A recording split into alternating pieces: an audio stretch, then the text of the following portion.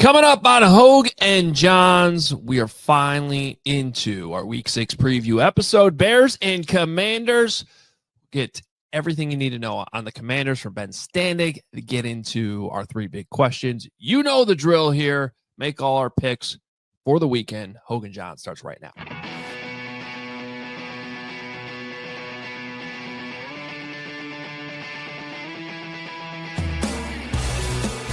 What's up? Welcome in.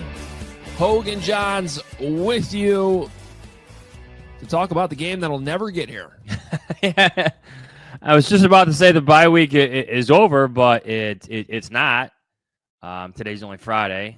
Then you have Saturday. The Bears are practicing on Saturday. Then you have Sunday, a whole day of football. And then you have a whole day to get through before the 7:15 kickoff against the Commanders on Monday night.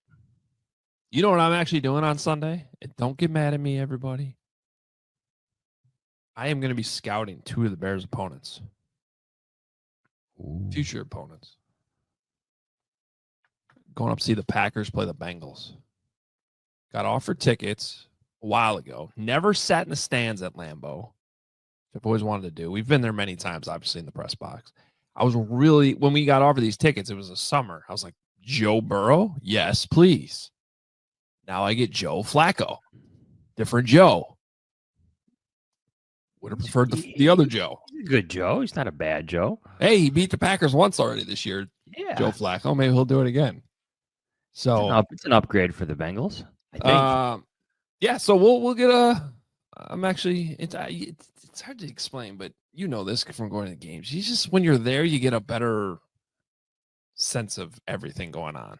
So I'm excited. I mean, we can be honest with everybody. Like, and that stadium is absolutely like immaculate compared to what the Bears have. Let's just be honest. You know, it's a great place to go. Yeah.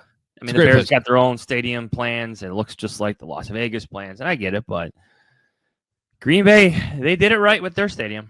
Yeah. Every improvement, every addition looks fantastic.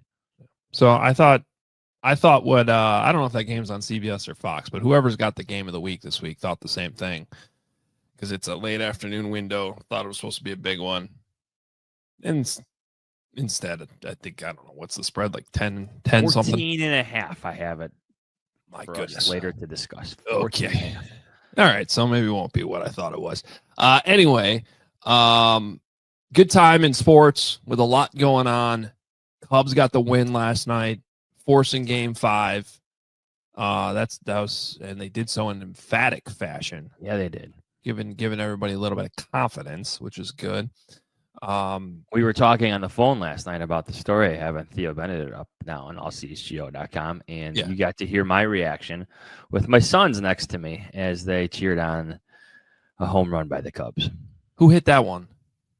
It was the what's his name? Oh, the catcher. No. Oh no, the catcher's the one that went foul. Yes. I saw the Bush home run. I saw Happ's home run. The one I missed was when I was on the phone with you, and all of a sudden. Yeah, I don't know why I'm blanking. It's too early in this morning. Okay. Hold on. Fair enough. See, this is what you get. You like completely distracted me. Classic Cubs fan. Doesn't even know the players. Yeah.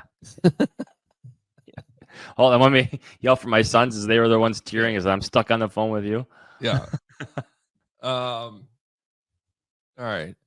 Well, we're not here to talk about it. I'm also, the other thing I was going to mention was we got the Blackhawks home opener tomorrow night. And the really cool, just so many things going on. Did you see the video of Jonathan Taves taking the ice last night in Winnipeg? Yeah. Holy crap. That was emotional. I retweeted that one. That was awesome. A lot of cool things happening. Cam Scadaboo's going off for 1 million yards, beating the Eagles.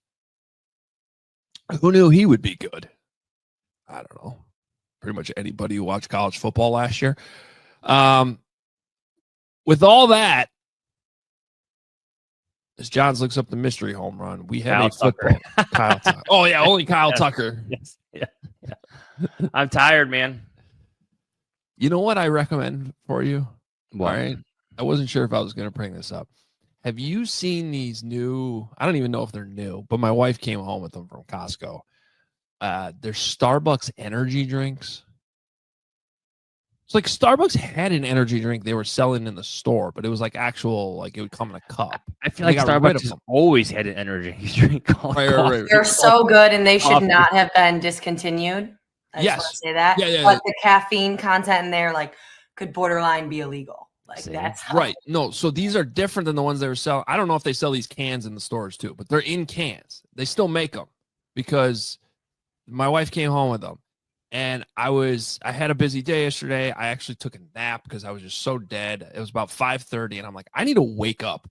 So I drank one of these things. And let me tell you, I should probably be careful with this. I've never done cocaine, and kids don't do drugs. Please don't do drugs. But I imagine that's what it's like, because 30 minutes later, I was playing hockey with my son in the basement, and I thought I was Connor Bedard. I mean, I couldn't, and then it was midnight and I still couldn't fall asleep. So anyway, that's a long way of me saying this should be sponsored.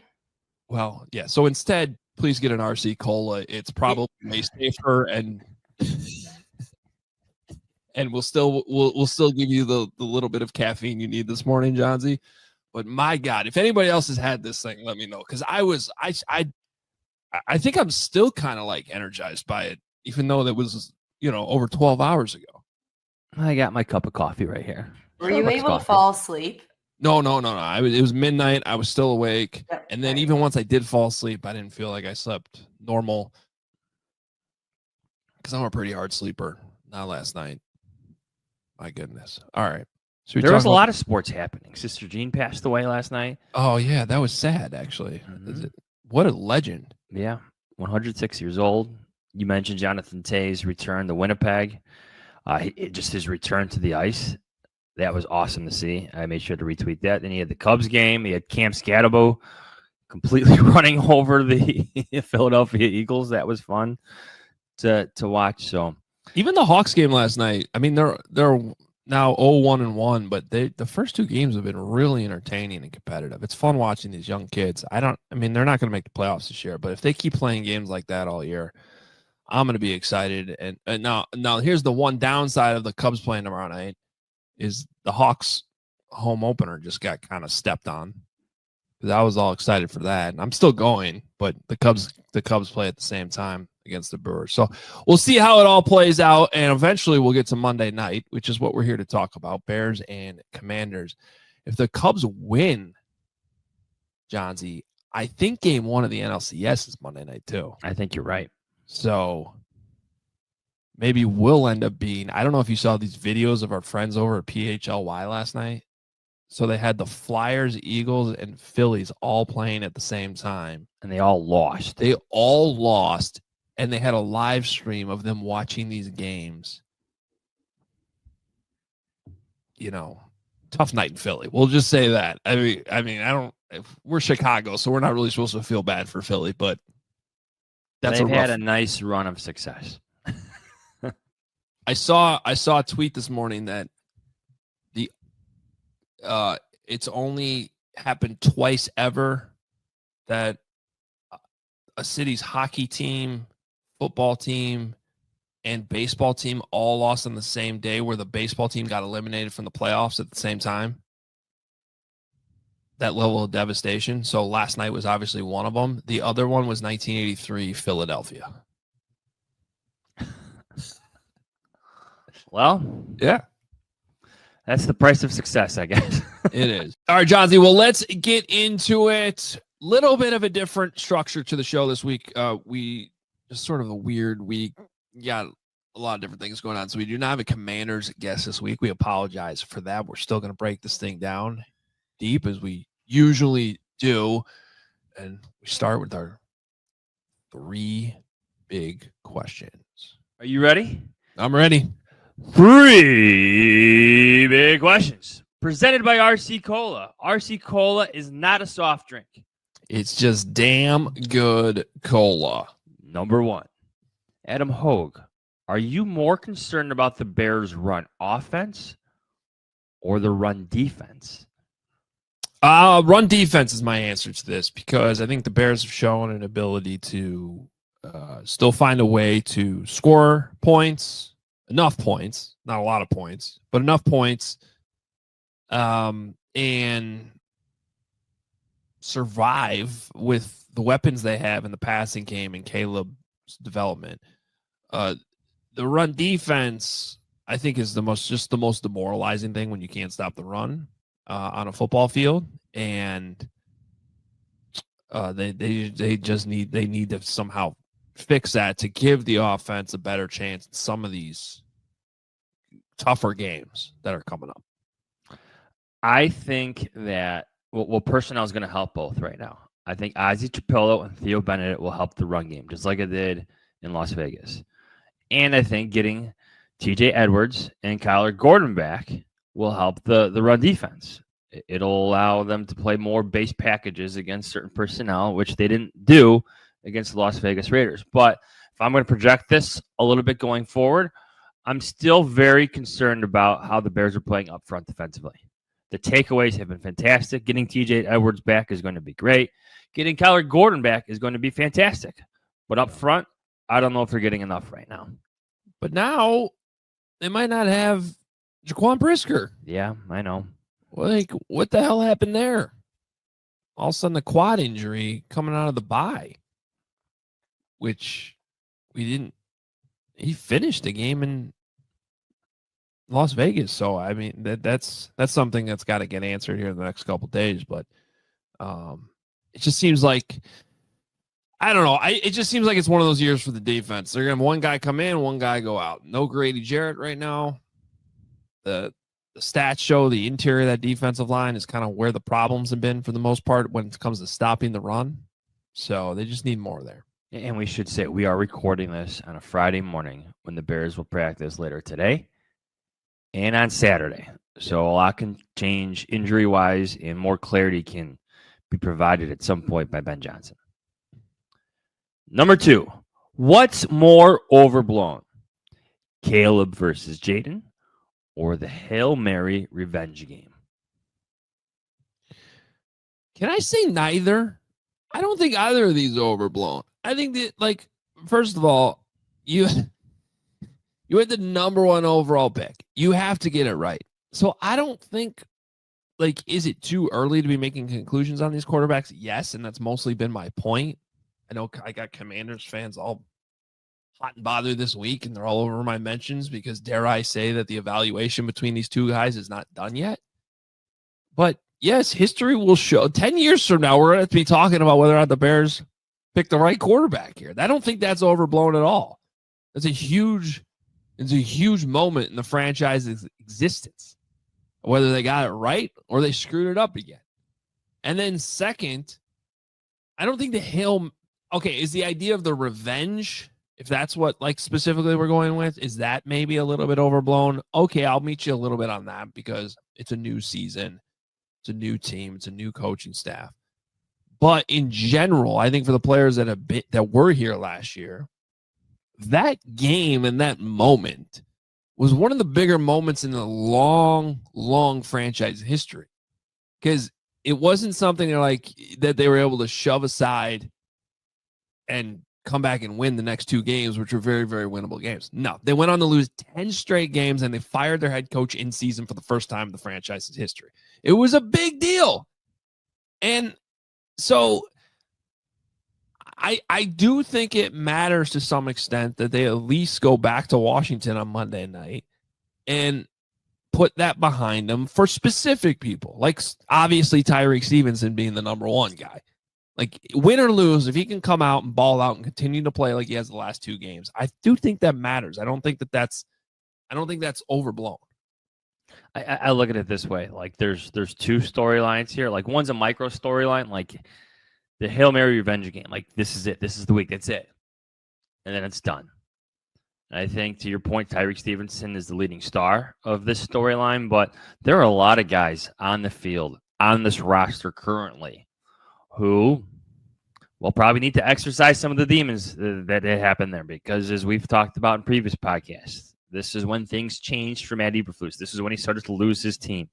This is when he started not to take accountability, responsibility for his own failings in this game and later in other games, and he started to lose his locker room. So that's Now, the macro storyline is like, I want Caleb versus Jayden to be a thing consistently. Like every time they play, it to be a thing. Not just year 1, year 2, because you have the number 1 pick playing the number 2 pick. Like, fine. But I would like to see this become a thing in the future, in the NFC, in every playoff conversation, just like Manning and Brady. And then we could never, ever consider that storyline overblown. Number 3. Number 3.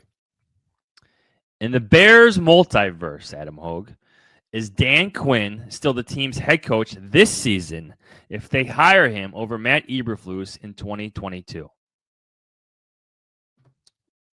Yes, I do believe that he is. I'm not saying that they, win a Super Bowl or anything, but Dan Quinn's a good coach. Dan Quinn would have provided a lot of the things that Matt Eberflus did not, in terms of leadership, buy-in, culture, all the things he's proving, that toughness, all these things that he is doing in Washington, and help turn that garbage dump franchise around real fast.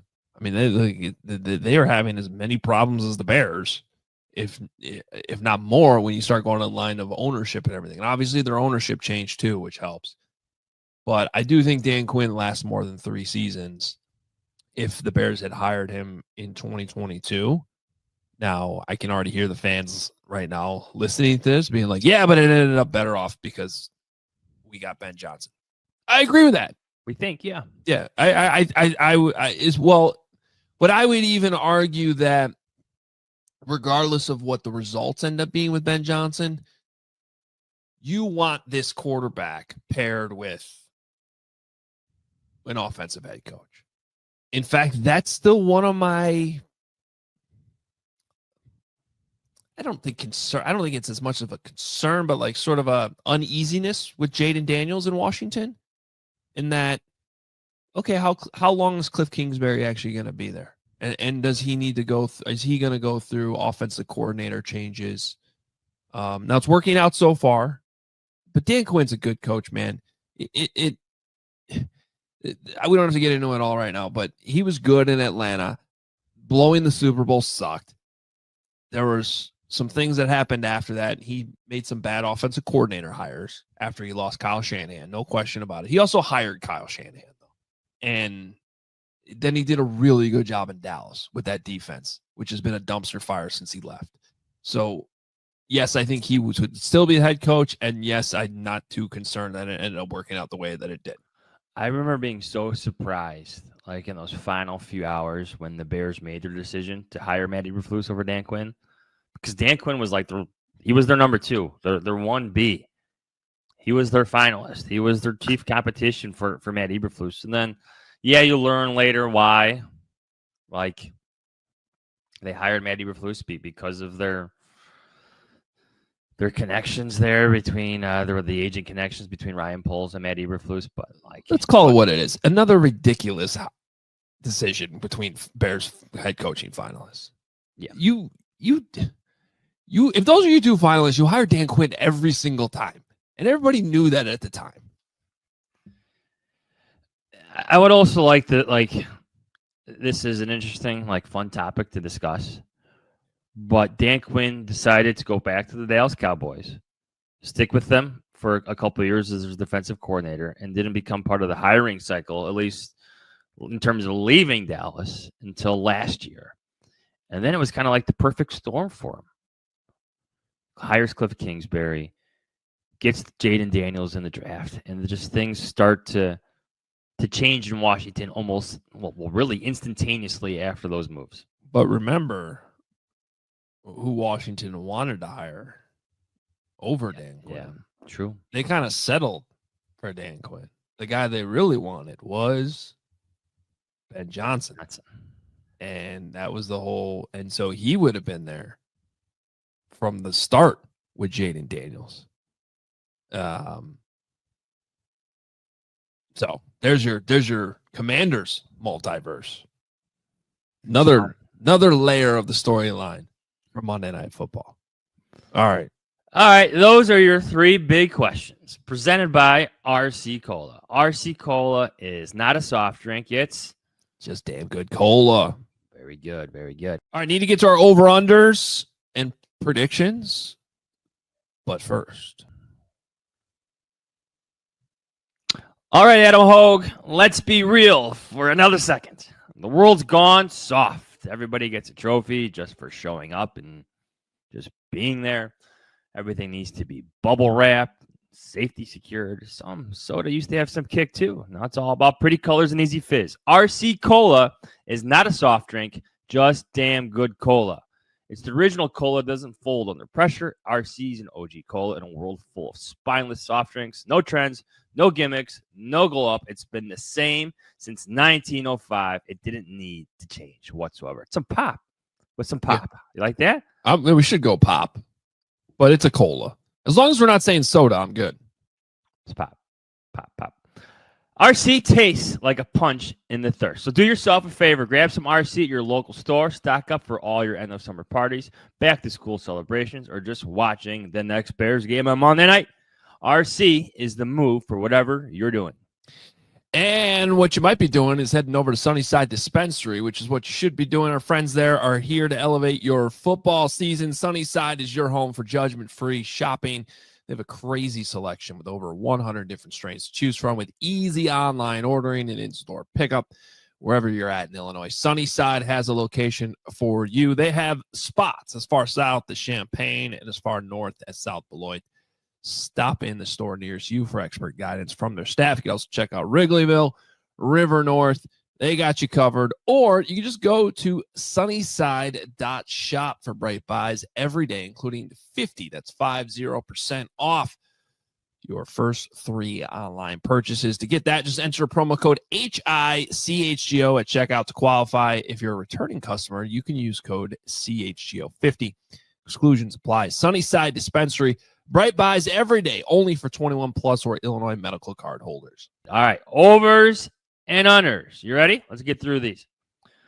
This is from our friend Mason West. Over under 1.5 clips shown of the Fail Mary. Oh, that's good. The Fail Mary post kickoff. 1.5. So after the ball's actually kicked off. Yes.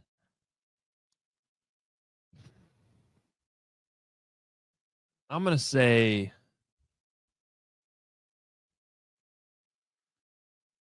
you know what? I'm going to still take the over because it could just be like a montage or a bump coming back from break at some point.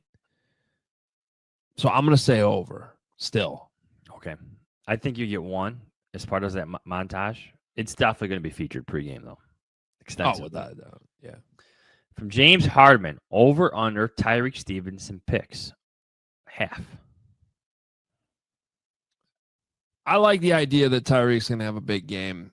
So I'm going to take the over on this. I do think he gets an interception. I'm going to take the under. I feel like he performs well, another exceptional game for him, but I feel like interceptions can still be hard to come by. Yeah. From Ashwin, over under 5.5 carries for Kyle Monangai. So I want to say over, but for 2 reasons I'm not. One is because they've been struggling to get him the ball that much, and you would think that could change. But 2, as of we're recording on Friday morning, this is one of the downsides of having a Monday game. We only have 1 injury report yesterday, and it was estimated, but he did not practice yesterday on the injury report. So as we're recording this, we don't know his availability Monday night. So I'll take the under. I'll take the under too. From B-Man. Over under 2.5 total sacks for the Bears. B-Man had some shots fired at us on Twitter the other day. I saw that. No, I think you took that the wrong way. Oh, I did? Yeah. Was it sarcasm? Yes. Oh. Love the sarcasm font on Twitter. Mm-hmm. Okay. B-Man wouldn't do that to us. I know. He's growing up, though. He's going to start having some strong opinions. He can come at us. I'm okay with it. 2.5 total sacks for the Bears. Under. Sorry. Under all day. I like this one. This is off, kind of plays off the last one. From Matty B Cards, 1.5 plays where you notice Montez Sweat is on the field. That's mean, but also kind of fair. He's going back to Washington. How did he play last year? I don't even remember. Off the top of my head. Well, you know what? That's part of the conversation. That's part of the problem. When's the last memorable game that we've covered by Montez Sweat?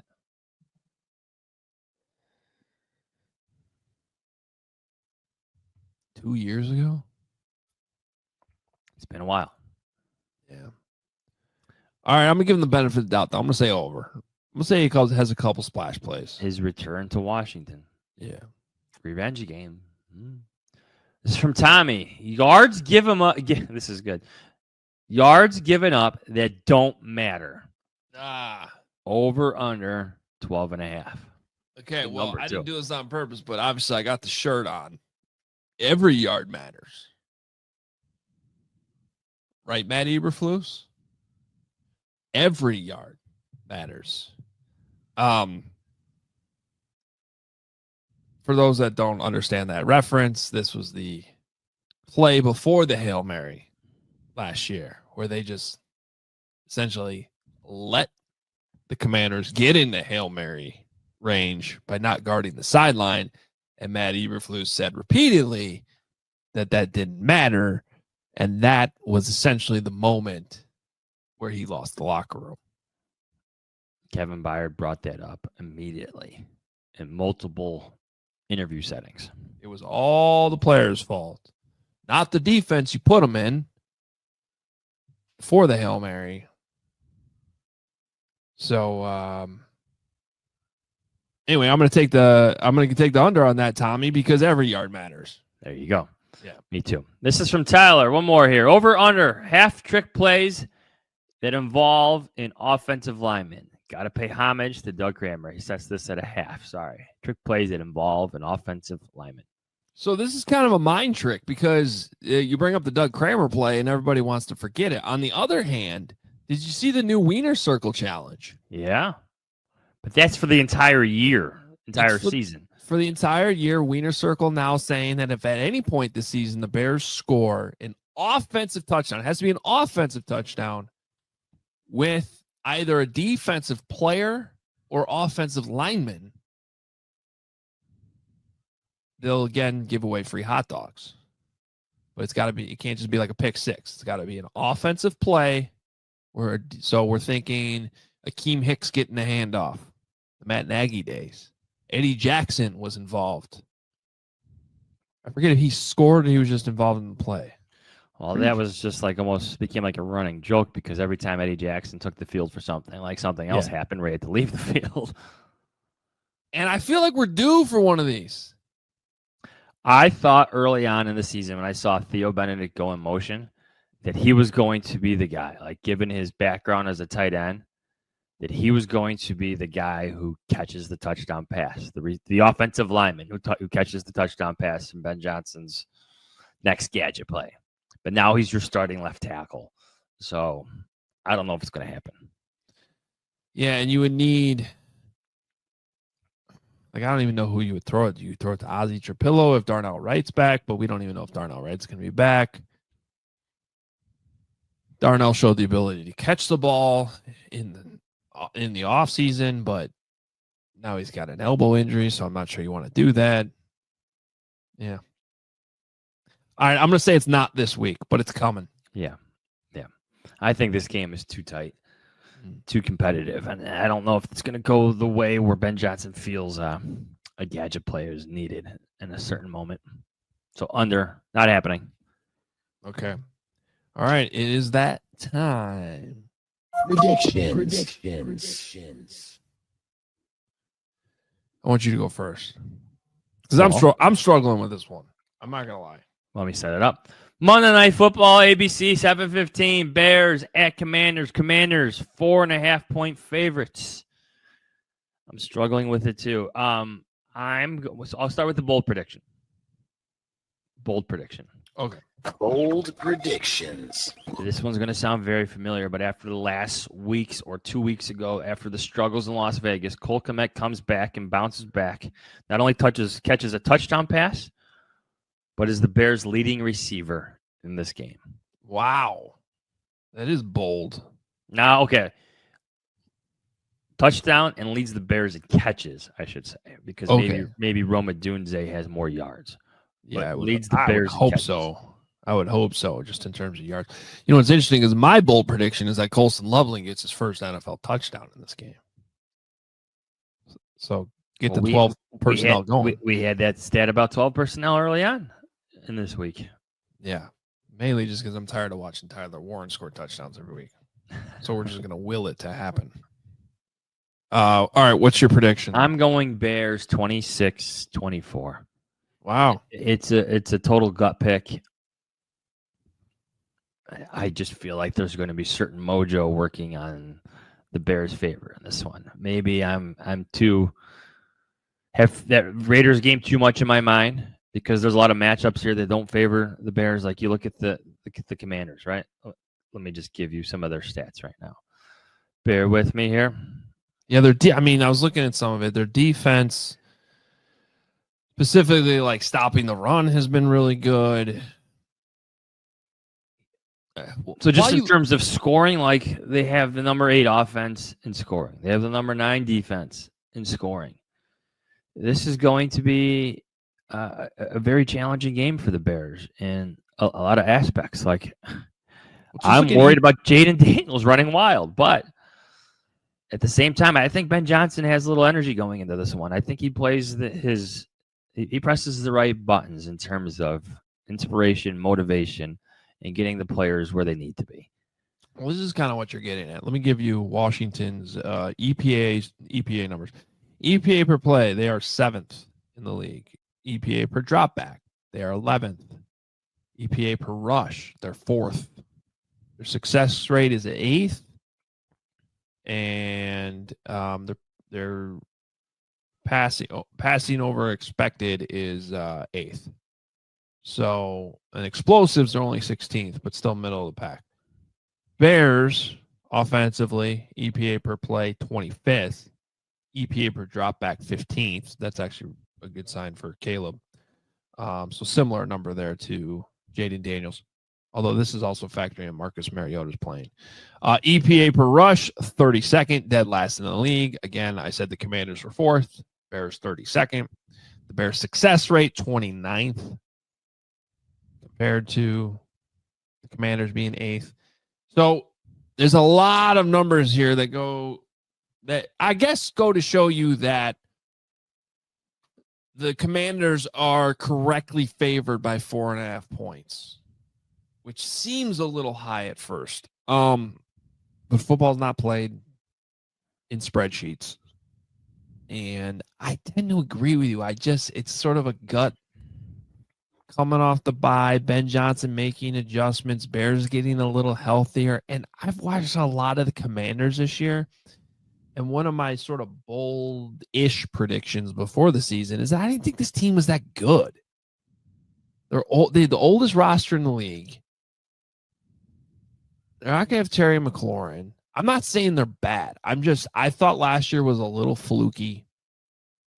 And I thought they'd come down to earth a little bit. And in many ways, they have. This has not been a runaway freight train by any means. Also, and I said this earlier in the week, I think that win over the Commanders was a little misleading. I'm sorry, the Chargers. The Commanders win over the Chargers was a little misleading because the Chargers had multiple chances in the first half to go up big, like have full control of that game. And they squandered those opportunities. So the Bears can avoid those mistakes. That's a big question. I don't know. I'm with you. What'd you say, 26-24? 26-24. Maybe a game-winning field goal by Jake Moody. Is Cairo Santos going to be healthy? I think Cairo might be. Yeah. What was he on the injury report yesterday? I didn't even notice. Bad job by me. He was on there. But did he practice at all? Because he was in pads 2 days ago. Well, we saw him in pads. Yeah, like he's full go. He was full go yesterday. Okay. Yeah. So, 24-21, Bears win. These always go wrong, Johns. These never work. Yeah, you know what? Like, and you're coming off the bye week. We don't know what Ben Johnson teams do out of the bye week. Who was really bad out of the bye week? Mark Trestman. The Bears have been bad out of the bye week. They're like 1-10 in the last 11 years. So there you go. So maybe Ben Johnson's magic changes that. All right, let's knock out these other games real quick. I'd like to see him get his hands on more balls. Fox, noon, Seahawks favored over the red hot Jaguars on the road in Jacksonville. The Seahawks are favored by 1.5 points. Now I was looking at all the spreads, and this was the closest one that I could find.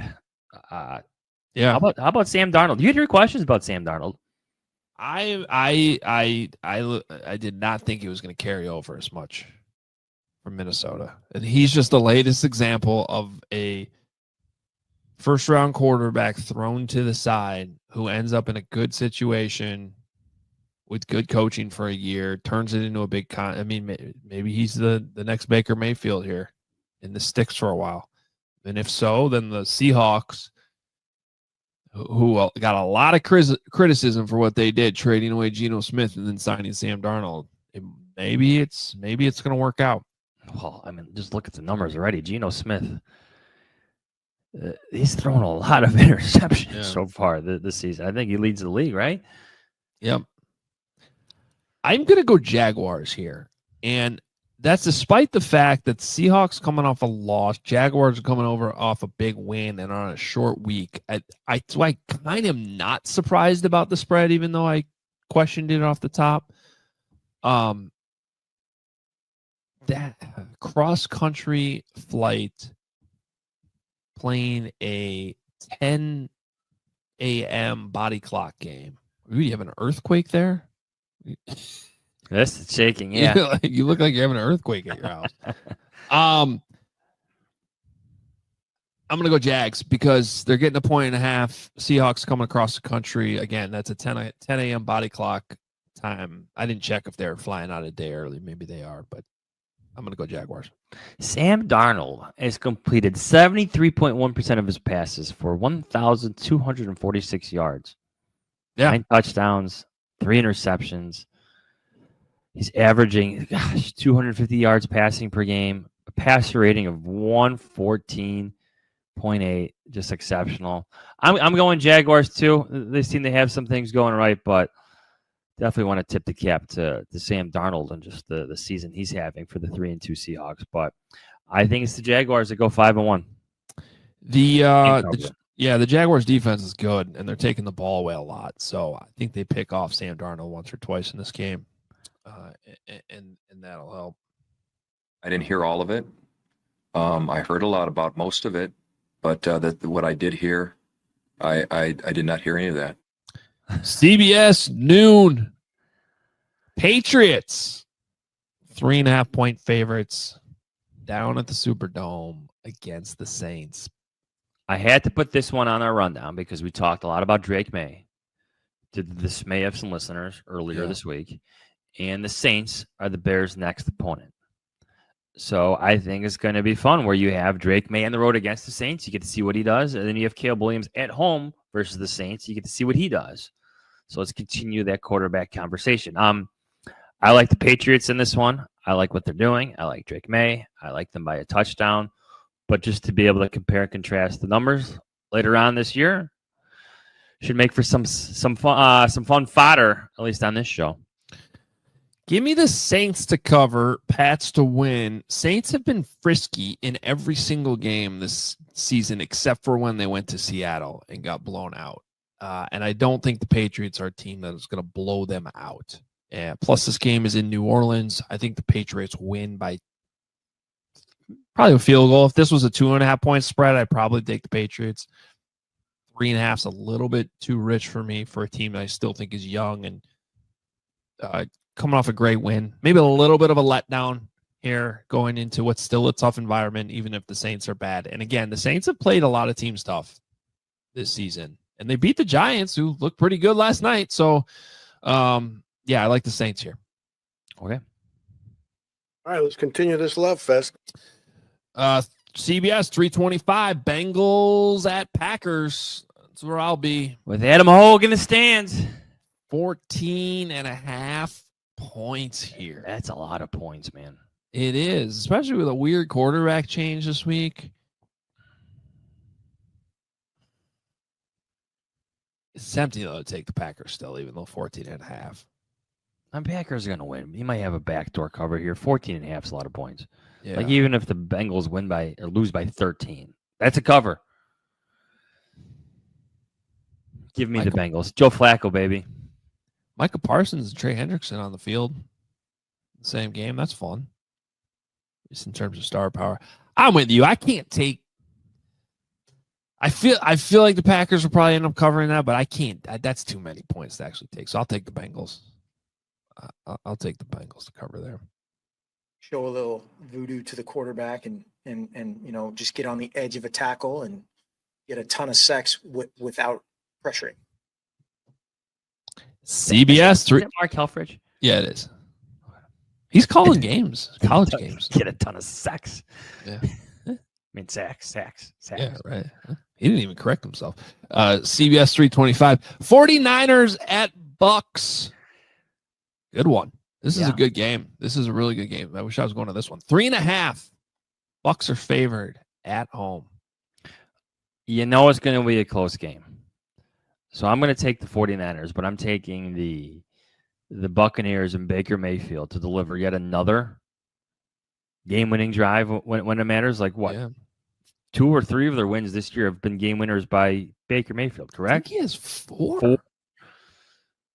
So there you go.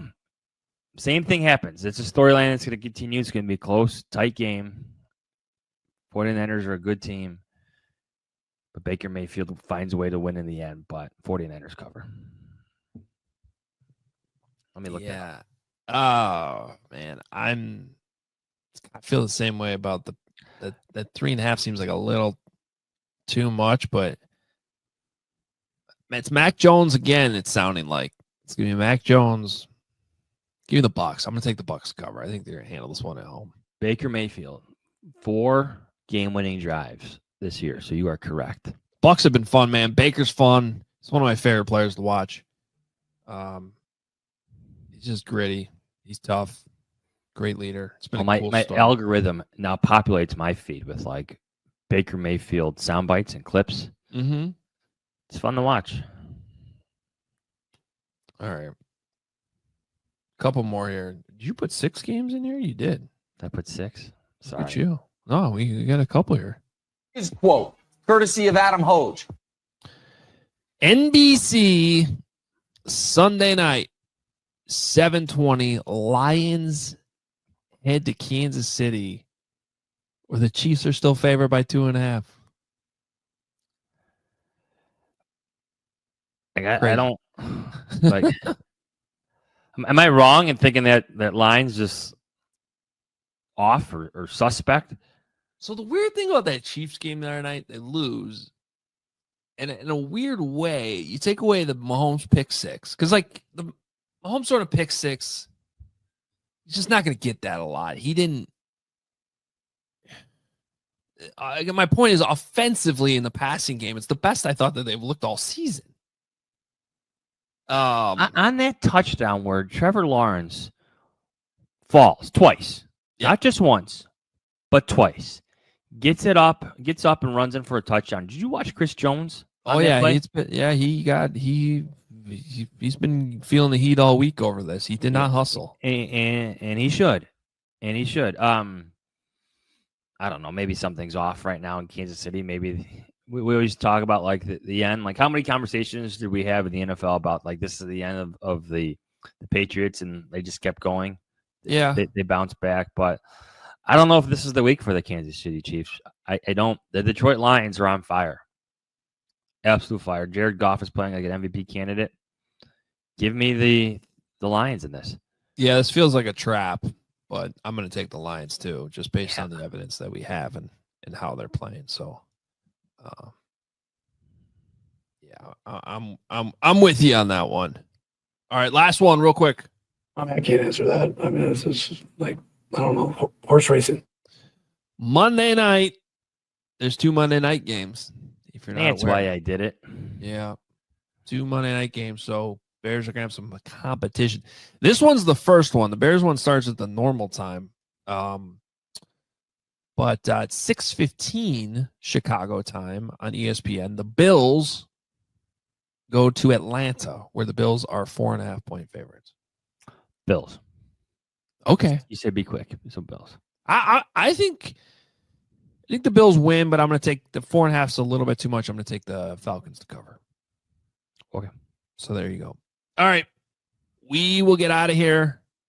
Enjoy the weekend. Enjoy the football on Sunday. You get back-to-back Sundays to watch non-Bears games. Soak it all in. And we'll have you covered on Monday.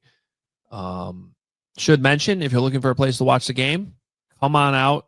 You can still get tickets. Check our Twitter feeds.